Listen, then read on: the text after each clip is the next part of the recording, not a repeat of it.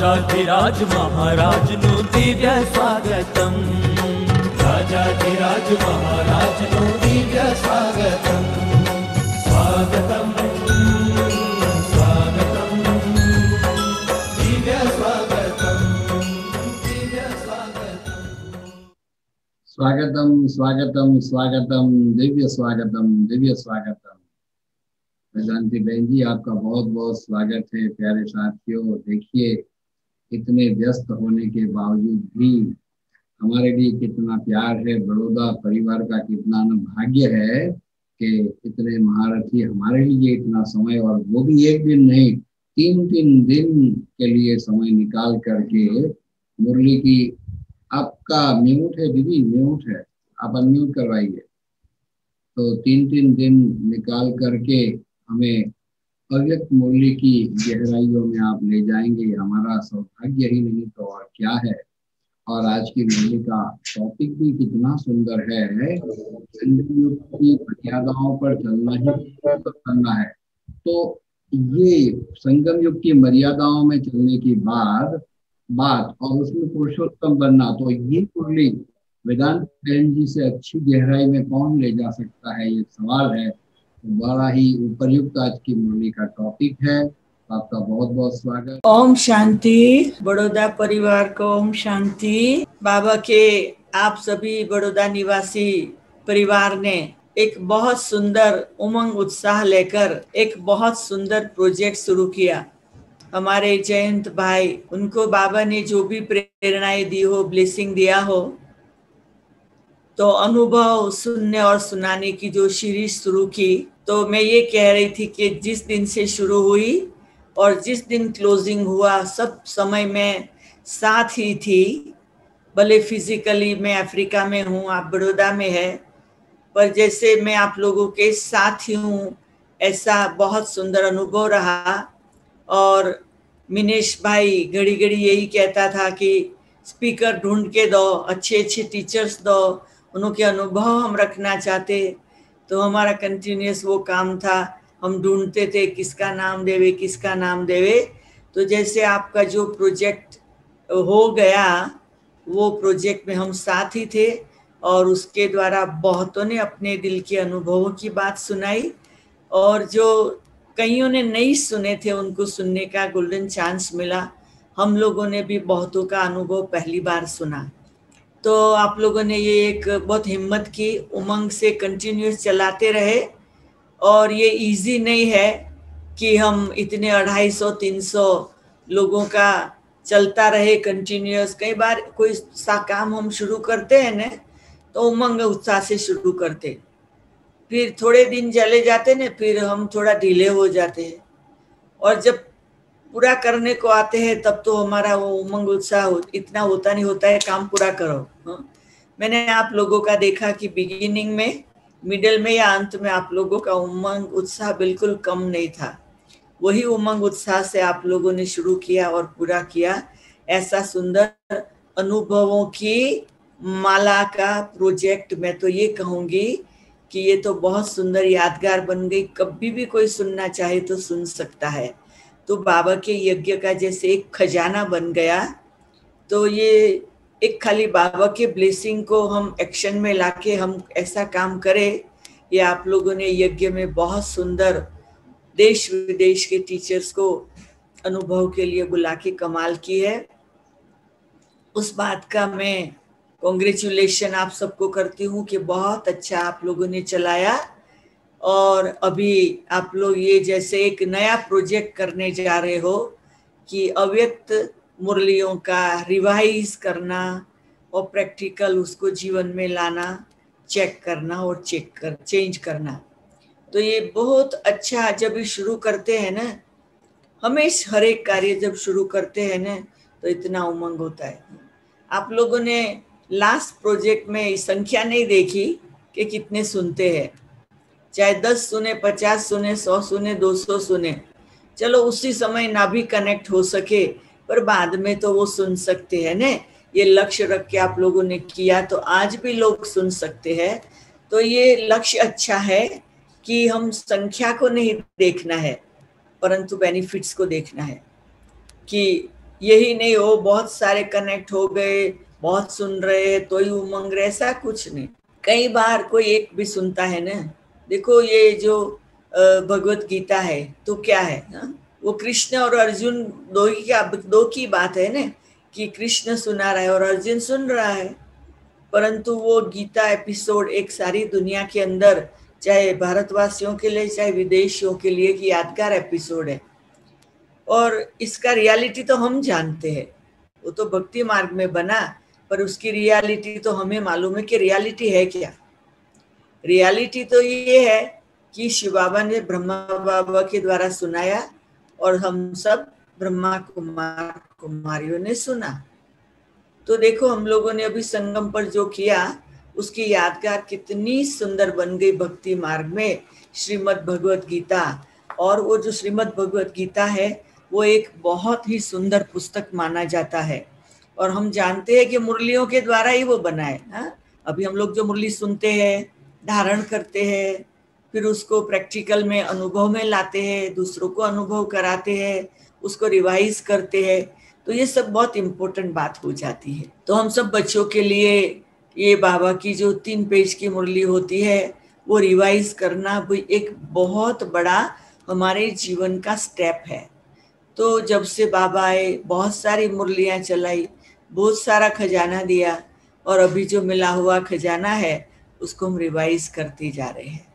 तो आप लोगों का ये जो नया फिर प्रोजेक्ट शुरू हो रहा है, क्योंकि मुझे तो 1 तारीख, 2 तारीख, 3 तारीख 3 दिन के लिए काम दे दिया है आप लोगों ने। मुझे खुशी है। मुझे मुरली भी दे दी है कि 1 तारीख को क्या सुनाना है, 2 तारीख को क्या सुनाना है, 3 तारीख को क्या सुनाना है, कौन सी मुरली लेनी है। तो ये जैसे बहुत अच्छा कि हम सभी का कंसंट्रेशन उस पर रहेगा। और साथ साथ मुझे ये भी खुशी है कि बाबा ने हमें 2 दिन पहले ही अफ्रीका के लिए एक बहुत सुंदर प्रोजेक्ट दिया है, कि बाबा ने कहा है कि सारे अफ्रीका के सभी भाई बहनों को हर रोज शाम को 1 घंटा ऑनलाइन बुलाकर बहुत अच्छा कर्मातीत स्थिति का अनुभव कराओ।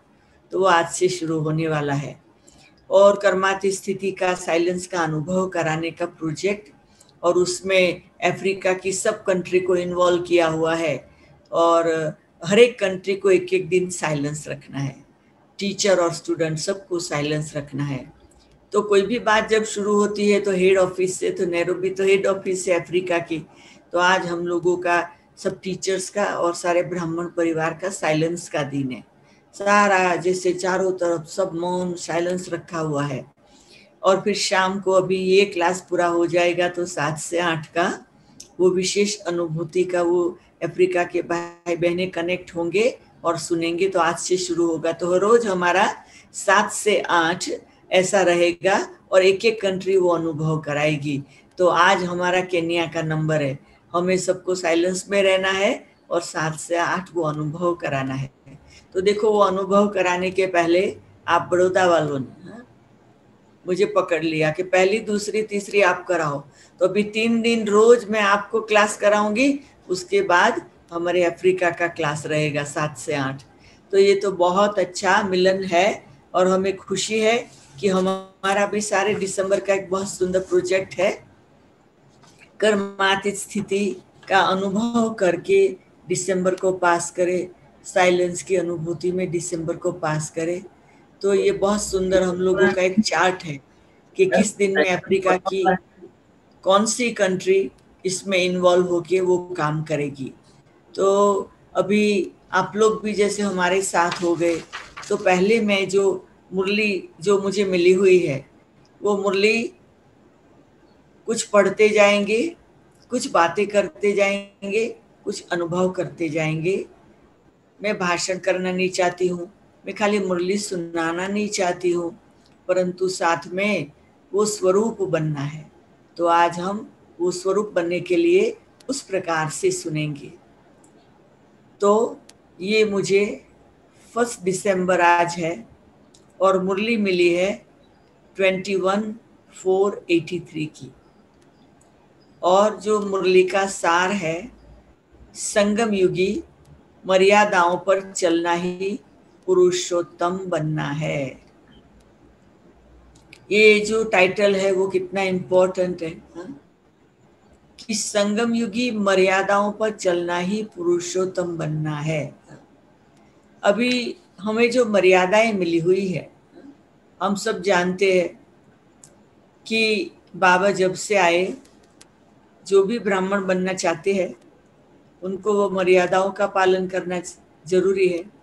जो नहीं बनना चाहते वो आया राम गया राम हो जाते, आया कनेक्शन में रहे, कभी कभी आए, सम टाइम के हो जाते हैं, उनका और बातों से कुछ मतलब नहीं होता है।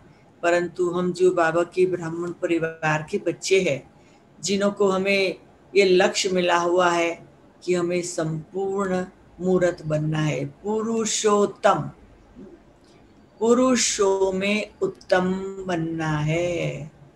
और कभी पुरुषों में उत्तम, कभी हमें पुरुषों में उत्तम संगम युग में बनना है। अब अगर हमें संगम युग में ही पुरुषों में उत्तम बनना है, इसका मतलब ये हुआ कि सारा समय सुबह से रात तक हम जिन भी आत्माओं को मिलते हैं उन सबको ये दिखाई पड़े कि ये कोई विशेष है, ये कोई साधारण, ये चालू व्यक्ति नहीं है। अब वो कैसे दिखाई पड़ेगा? क्योंकि शरीर तो वही है, आत्मा भी वही है, आंख कान मुख भी वही है। तो हम ये कैसे बता सकेंगे कि हम कोई विशेष आत्मा है? स्पेशल डेकोरेशन भी नहीं करना है, लक्ष्मी नारायण का ड्रेस भी अभी नहीं पहनना है, मुगट भी पहन के नहीं घूमना है, सारा समय एकदम मौन होके भी नहीं बैठ सकते।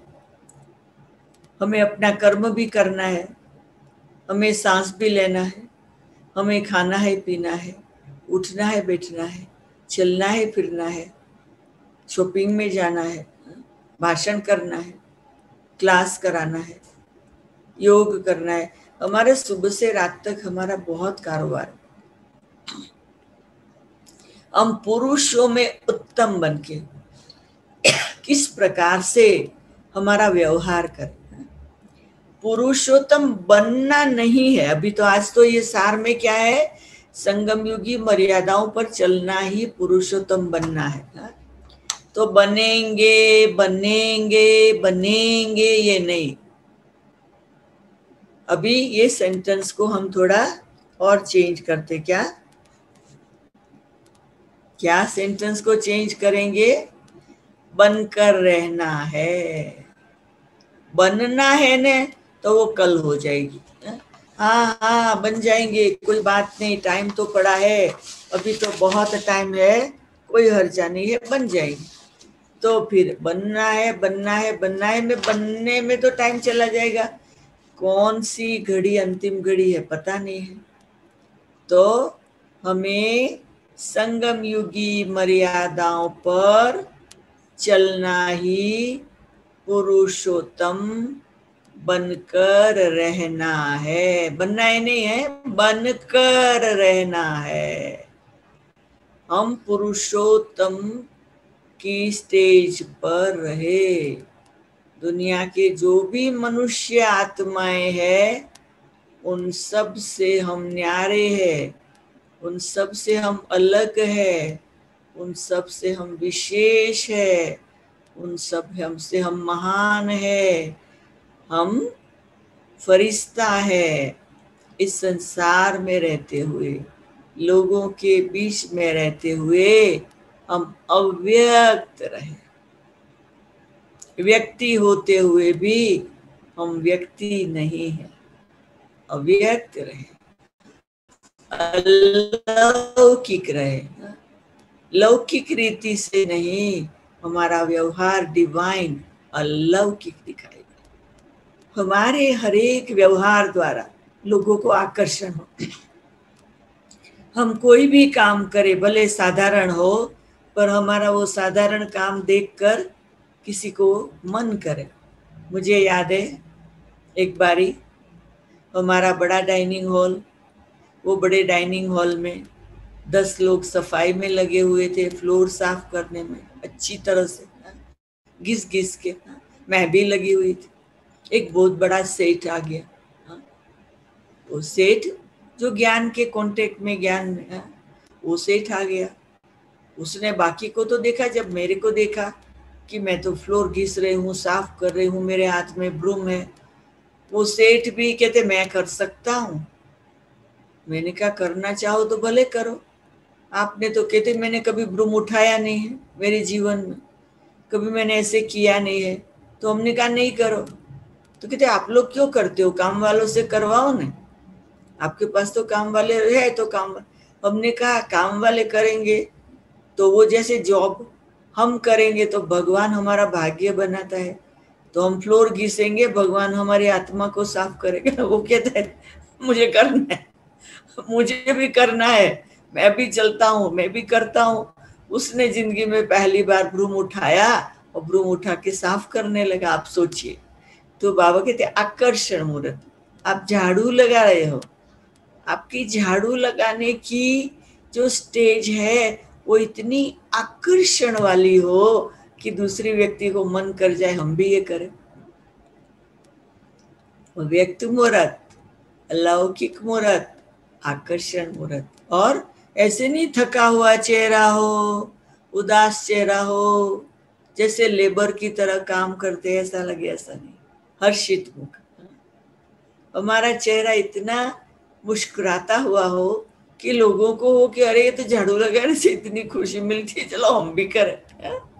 तो कहने का मतलब है कि हमें संगम युगी हर पल, अभी इसमें हम ऐड करते, मैं ये जो है ना ये सार तो किसी ने मुरली में से सार तो कोई लिखता है ना, जो भी जिम्मेदार है वो सार लिख देता है याद करने के लिए, पर हम सार को भी बदल दे, विस्तार कर दे।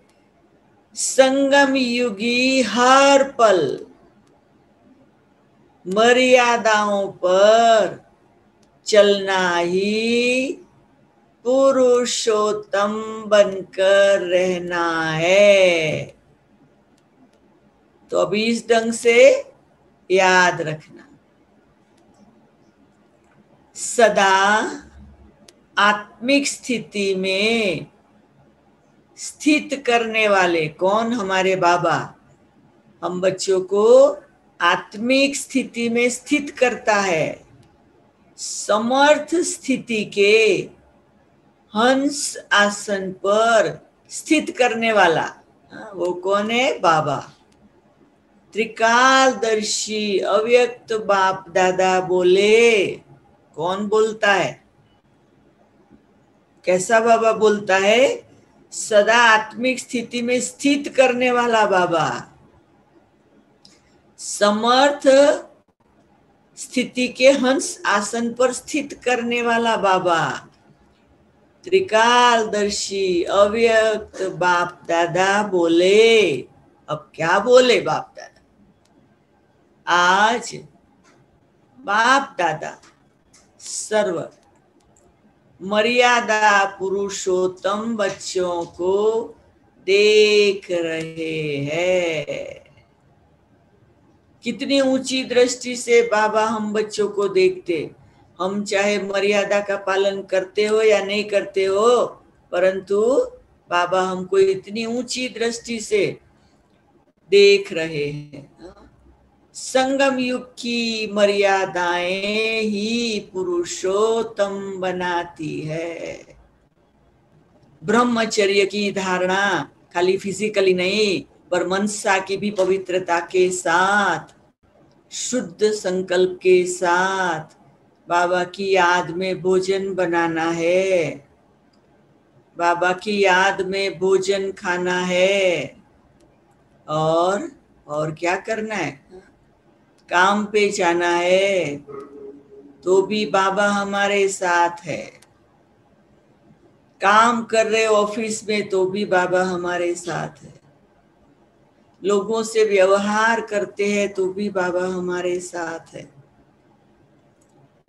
चाहे घर में, चाहे सेंटर में, चाहे ऑफिस में, चाहे रास्ते में, कहाँ भी हो, हमारी स्थिति में वो धारणाएं समाई हुई हो। ज्ञान, योग, धारणा, सेवा, 4 विषय हमारे दिल दिमाग में समाये हुए हो। और जितनी भी धारणाएं हमें मिली हुई है वो धारणाएं हमारे जीवन में रिफ्लेक्ट होती चले। शाम को भी योग जरूर करना है, बाबा की याद में भोजन करना है, रात को बैठ के चाट करना, चेक करना है, मीठी मीठी रूह रिहान करना है। ये सब जो बाबा ने नियम दिए हैं वो नियमों का पालन करना, दूसरों की सेवा करना, दूसरों को ज्ञान सुनाना। देखो कितनी धारणाएं ना, ये सब जो हमें धारणाएं मिली हुई है, पवित्रता, शुद्ध अन्न, सत्संग और दैवी गुण, ये सब कुछ हमें अपने जीवन के अंदर धारण करना है। हर दिन, हर पल, रात को भी बाबा की याद में सो जाना है, आत्म अभिमानी बनकर रहना है, औरों को भी आत्म अभिमानी बनाना है। तो देखो कितनी अच्छी अच्छी बातें बाबा ने धारणा के लिए बताई हुई है। तो इसलिए मर्यादा पुरुषोत्तम कहा जाता है। इन तमोगुणी मनुष्य आत्माओं और तमोगुणी प्रकृति के वायुमंडल वाइब्रेशन से बचने का सहज साधन ये मर्यादा है। दुनिया में तो कैसा भी वातावरण हो, कैसी सिचुएशन हो, कैसे लोगों के साथ हमें काम करना होता है, परंतु हमारी जो ये मर्यादाएं हैं वो हमें बाहर के वातावरण से सेफ रखती है। मर्यादाओं के अंदर रहने वाले सदा मेहनत से बचे रहते हैं। मेहनत से अभी बचना है तो मोहब्बत में रहे। किसकी मोहब्बत? मर्यादाओं की मोहब्बत। एक है मोहब्बत, दूसरी है मेहनत। अगर हम मर्यादाओं के साथ मोहब्बत रखेंगे तो मेहनत से बच जाएंगे। मेहनत तब करनी पड़ती जब मर्यादाओं की लकीर से संकल्प, बोल व कर्म से बाहर निकल जाता। हमें ये याद रखना है कि हमारा संकल्प भी जो बाबा ने मर्यादा दी उससे और न चले, हमारा बोल भी उससे और न निकले, हमारा कर्म भी उससे बाहर का न हो। जो हमें मर्यादा मिली हुई है वो मर्यादाओं को हमें ध्यान में रख के काम करना है। ऐसे नहीं मर्यादाओं की लिस्ट लेके घूमना है, हाँ, कोई जरूरत नहीं है। वो अपने आप समय पर याद आता है। अगर नहीं याद आता, नहीं करते तो गिल्टी होता है। तो वो ऐसी लिस्ट लेके घूमने की कोई जरूरत नहीं है। नेचुरल समय पर वो याद आ जाता है। मर्यादाओं हर कदम के लिए बाप दादा द्वारा मिली हुई है। उसी प्रमाण पर कदम उठाने से स्वतः ही मर्यादा पूर्वक जीवन को अच्छी तरह से जानते हो। अभी सिचुएशन जब सामने आए उस समय हमारा व्यवहार मर्यादाओं के आधार से हम करें, वो एक बहुत बहुत बड़ी बात है। मर्यादाओं हर कदम के लिए बाप दादा द्वारा मिली हुई है। उसी प्रमाण कदम उठाने से स्वतः ही मर्यादा पूर्वक जीवन को अच्छी तरह से जानते हो। उसी प्रमाण चलना यही पुरुषोत्तम बनना है। जब नाम ही पुरुषोत्तम है, अर्थात सर्वसाधारण पुरुषों से उत्तम। बाबा घड़ी घड़ी कह रहा है साधारण पुरुषों से उत्तम। तो चेक करो कि हम श्रेष्ठ आत्माओं की पहली मुख्य बात स्मृति। अभी बाबा एक एक बात बताते हैं कि जो हमारी स्मृति है वो एकदम उत्तम होनी चाहिए। मतलब हमारी जो मेमोरी में सब अच्छी अच्छी बातें, श्रेष्ठ बातें हो, एकदम पावरफुल हमारी स्मृति हो, याददाश्त। स्मृति उत्तम है तो वृत्ति और दृष्टि, हमारी जब स्मृति उत्तम होगी तो वृत्ति, और वृत्ति ठीक होगी तो देखना, हमारी दृष्टि है वो भी उत्तम रहेगी। और ये तीनों उत्तम रहे तो स्थिति स्वतः श्रेष्ठ रहेगी। हाँ? तो अभी ये याद रखना है, स्मृति, वृत्ति, दृष्टि, स्थिति, ये चार तो याद रह ही जाएगा। स्मृति, वृत्ति, दृष्टि, स्थिति स्वतः ही श्रेष्ठ है।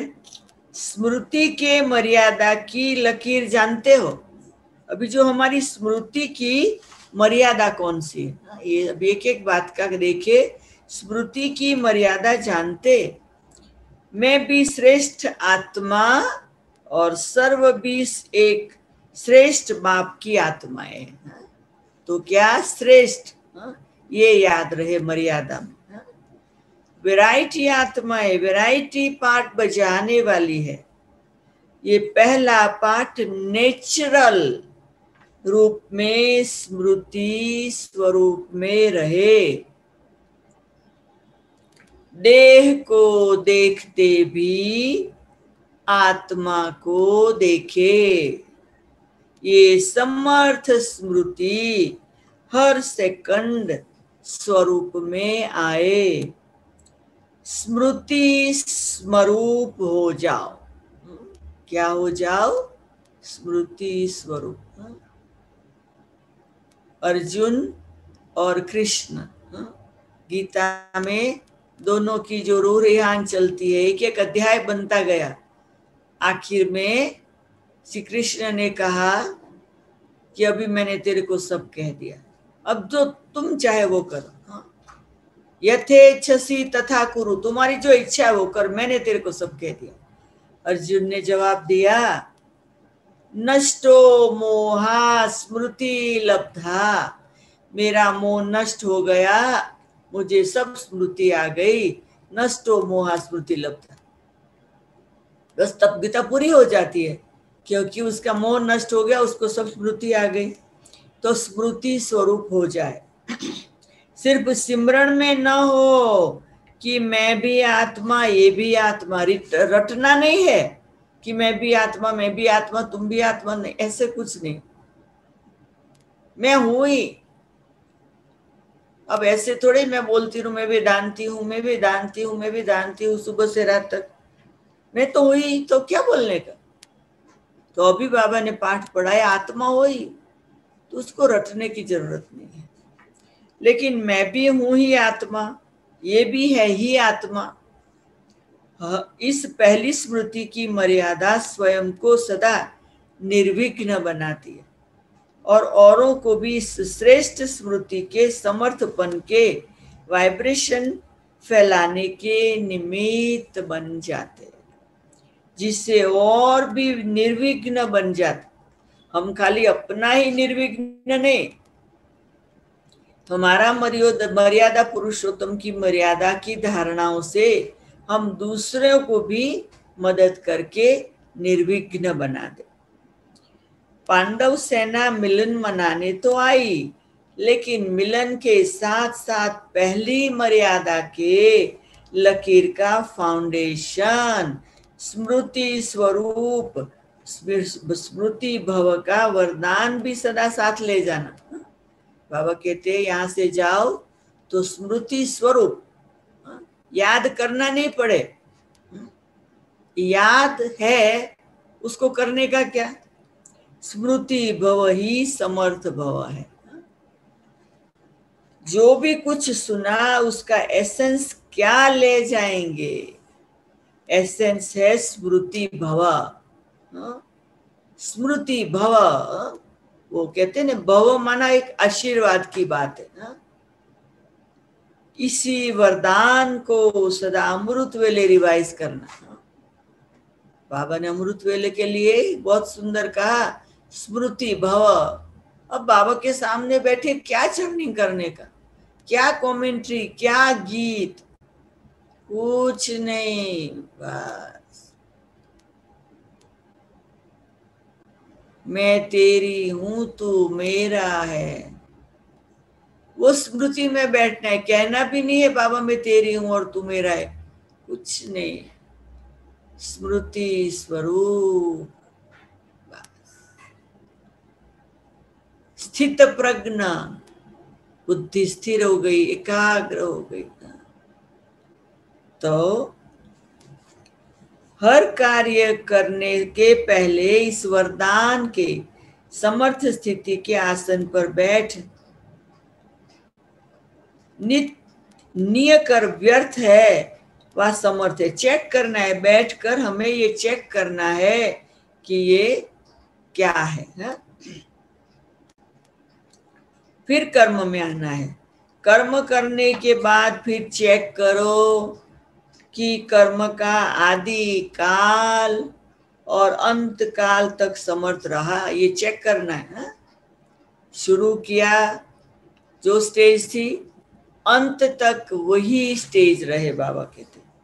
नहीं तो कई बच्चे कर्म के आदि काल समय समर्थ स्वरूप से शुरू करते, लेकिन मध्य में समर्थ के बीच व्यर्थ व साधारण कर्म कैसे हो गया, समर्थ के बजाय व्यर्थ की लाइन में कैसे और किस समय गए, ये मालूम नहीं पड़ता है। फिर अंत में सोचते हैं कि जैसे करना था ने वैसे नहीं हुआ। क्यों ऐसा होता है? क्योंकि स्थिति जो है ना वो थोड़ी नीचे हो जाती, तो थोड़ी गड़बड़ कर लेते, फिर रियलाइज करते अरे ये तो पहले शुरू में अच्छा था उमंग, फिर ढीला हो गया। लेकिन रिजल्ट क्या हुआ करके फिर सोचना, ये त्रिकालदर्शी आत्माओं के लक्षण नहीं है। इसलिए तीनों कालों के स्मृति भव व समर्थ भव। समझा क्या ले जाना है? समर्थ स्थिति के आसन को कभी छोड़ना नहीं है। स्मृति और समर्थि, कितनी शॉर्टकट में बाबा बताते हैं। स्मृति स्वरूप, समर्थी स्वरूप, ये आसन ही हंस आसन है। हंस की विशेषता निर्णय शक्ति की विशेषता है। निर्णय शक्ति द्वारा सदा ही मर्यादा पुरुषोत्तम स्थिति में आगे बढ़ते जाएंगे। ये वरदान आसन और यह ईश्वरीय टाइटल मर्यादा पुरुषोत्तम का सदा साथ रहे। दोबारा कहती, ये वरदान आसन और ये ईश्वरीय टाइटल मर्यादा पुरुषोत्तम का सदा साथ रहे। वरदान साथ रहे और टाइटल साथ रहे। अच्छा, आज तो सिर्फ बधाई देने का दिन है। सेवा पर जा रहे हैं तो बधाई का दिन है।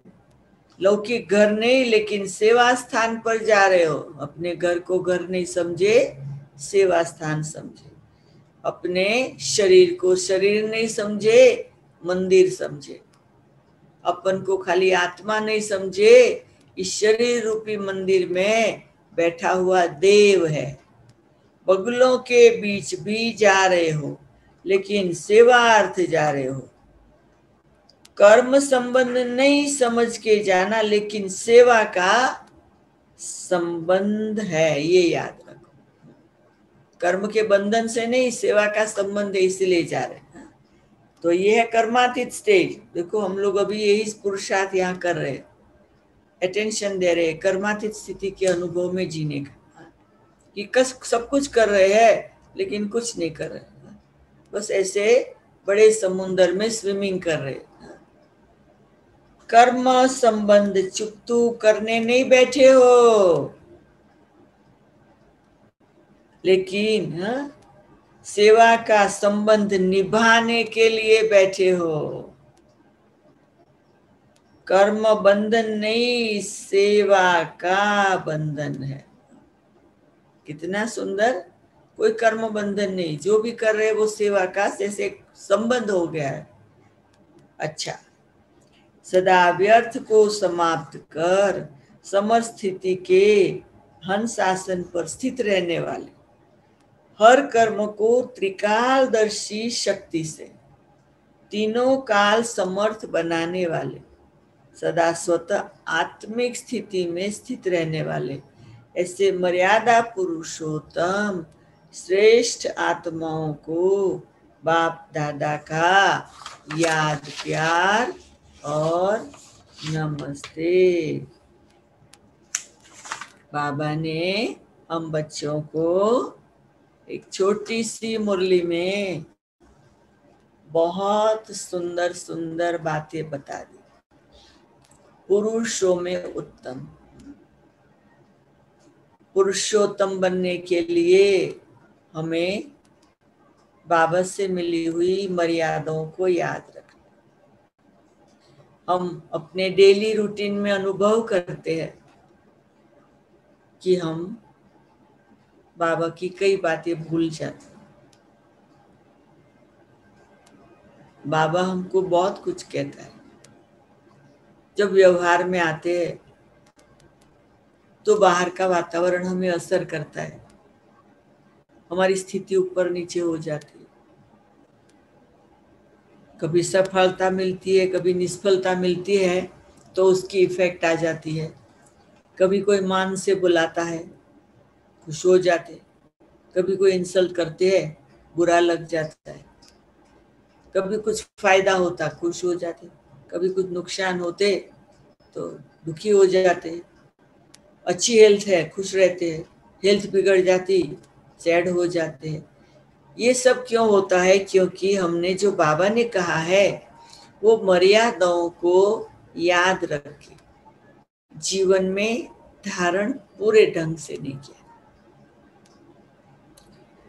अगर हम वो मर्यादाओं को याद रखकर धारण कर चलेंगे तो सुबह से रात तक संगम युग में हम देवता बन के रहेंगे।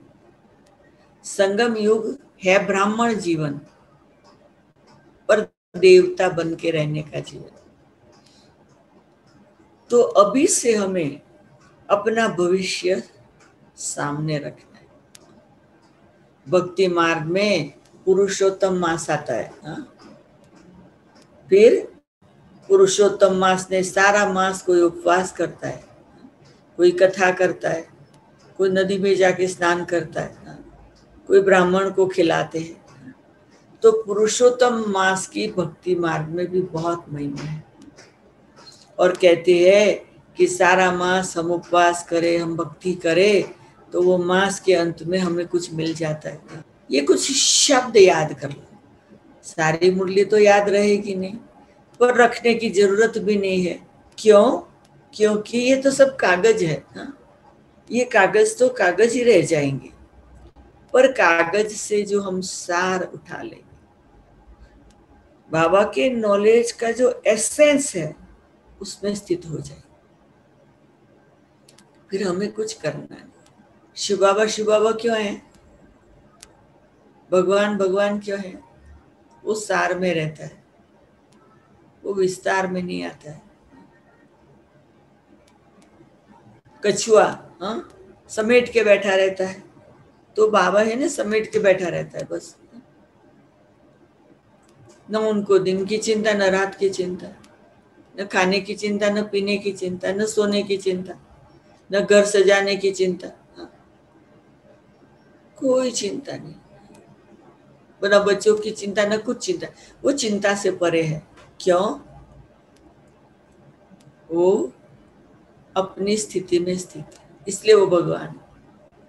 वो हम बच्चों को देता है, वो ड्रामा में इसलिए देता है। वो हमको प्यार करता है, ड्रामा में इसलिए करता है। वो डिटैच रहता है, ड्रामा में इसलिए डिटैच रहता है। तो जो भगवान है ना, वो भगवान अपनी सीट नहीं छोड़ता है। ऐसे नहीं हम बच्चों की भावना में आके अपनी सीट छोड़ के आ जाए, नहीं, अपनी सीट को नहीं छोड़ता है, अपनी स्थिति को नहीं छोड़ता है, अपने घर को नहीं छोड़ता है, और अपनी मर्यादाओं को नहीं छोड़ता। भगवान की भी मर्यादाएं है कि शरीर धारण नहीं करना है, जन्म नहीं लेना है, सबके माँ बाप बन के रहना है, दुनिया में एक्टर बन के पार्ट प्ले नहीं करना है। तो उनको भी कुछ मर्यादाएं है। सदा परम धाम में बैठे रहना है। अब आप बताओ कौन सी स्थिति होगी जो वहां बैठा ही रहे, देखता रहे नीचे का नाटक। तो हम लोग को खाली शिव बाबा को फॉलो करके संगम में शिव बाबा की जो स्थिति है ना, उस स्थिति में रहना है। और ब्रह्मा बाबा ने जो किया वो करना है। शिव बाबा जिस स्थिति में है उस स्थिति में रहना है। वो क्या करता होगा आप सोचिए, 24 आवर एवरी डे क्या कर, उसके पास घड़ी भी नहीं है, उनके वहां दिन रात भी नहीं है। परम धाम, सूरज चांद सितारों से पार, उस घर में जब बस वो है। हम ये सोचे कि वो सोफा पे बैठता होगा, बिस्तर पे सोता होगा वतन में, वो डाइनिंग टेबल बैठ के खाता होगा, जब जब टाइम मिले वो लोगों से बात करता। परमधाम में कुछ नहीं है, फर्नीचर नहीं है, शरीरधारी लोग नहीं है, बस बिंदी अपनी स्थिति में स्थित है। तो ये स्थिति में स्थित होने की जो बात है वो साधारण बात नहीं है, बहुत इम्पोर्टेंट। हम तो बहुत लकी है कि हम परमधाम में सारा समय नहीं बैठते। अगर हम परमधाम में बैठे ना तो ये बाबा की लिस्ट में लेजी एक्टर हो जाए, लेजी एक्टर हो जाए। जो 84 जन्म का पार्ट प्ले करते हैं वो बेस्ट एक्टर है बाबा की लिस्ट में। जो फर्स्ट नंबर ब्रह्मा बाबा कृष्ण बन के ले लेता है। तो भगवान को जो पसंद है वही हम करें। मुझे वो एक गीत की लाइन बहुत अच्छी लगती है, जो तुमको हो पसंद वही बात करे, जो तुमको हो पसंद वही बात करे। अगर दिन को तुम रात कहो तो रात कहेंगे। मुझे ये गीत की लाइन बहुत सारा दिन गाती रहती है। अरे बाबा तुमको हो जो पसंद वही बात कर, अगर दिन को तुम रात कहो तो रात कहे। तो वो गीत की लाइन बस गाती रहती हूँ, बाबा से बात करती रहती हूँ। तो कहने का मतलब कि बाबा जो परमधाम में बैठा है, बैठा है भी क्या कहे है, क्योंकि बैठा शब्द भी वहां नहीं है। बैठा और उठा और सोया ऐसा कुछ है नहीं। तो बाबा इज इन परमधाम, बाबा परमधाम में है, बस डॉट, अपनी स्थिति में स्थित है। उनको देखने की भी जरूरत नहीं है, उनको आंख नहीं चाहिए देखने के लिए कि मैं एक्टरों के पार्ट को देखूं। स्मृति में, शिव बाबा की स्मृति में सारा ड्रामा है। शिव बाबा की स्मृति में दुनिया के 500 करोड़ आत्माएं हैं। बाबा की स्मृति में सारा चक्कर है। बाबा की स्मृति में संगम है। बाबा की स्मृति में सब कुछ है, वो स्मृति में स्थित है। आप सोचिए ये कितनी वंडरफुल और पावरफुल स्थिति है। तो अभी आप सबको मालूम है कि हमारा थोड़ी देर में नेक्स्ट प्रोग्राम शुरू होने वाला है ना? तो इसीलिए अभी हम 3 मिनट बाबा को याद करेंगे और आज की बाबा की मीठी बातों को याद रखेंगे कि संगम युग में हमें हर पल मर्यादा पुरुषोत्तम बनकर रहना है। ओम शांति, ओम शांति, ओम शांति। ओम शांति। Thank you. इन शब्दों में दीदी आपका धन्यवाद अदा करें। मुरली तो मुरलीधर की है, पर जब मुरली वो सुनाने वाला उसके स्वरूप बन करके सुनाता है, वो प्रैक्टिकल जब एग्जाम्पल हो तो वो सुनने का असर और वो मजा कुछ और होता है। तो वो मजा आज वो लूटने का मौका आज हमको मिला और वो मौका आपने दिया, इसलिए आपका दिलो जान से हम शुक्रिया अदा करते हैं। और वो कर्मातीत का जो आप प्रोग्राम कह रहे हैं उसका रिकॉर्डिंग होने वाला है, रिकॉर्डिंग हाँ, होगा? वो चालू हमारा आज से चालू हो गया है। अभी 5 मिनट के अंदर ही मुझे अभी दूसरे कंप्यूटर पर जाके बैठना है। जी, हमारा अभी नेक्स्ट प्रोग्राम 7 बजे से शुरू होने वाला है। Thank you. ओम शांति। ओम शांति। Thank you. Bye bye. कल मिलेंगे। जरूर कल जरूर। मिलेंगे। Thank you.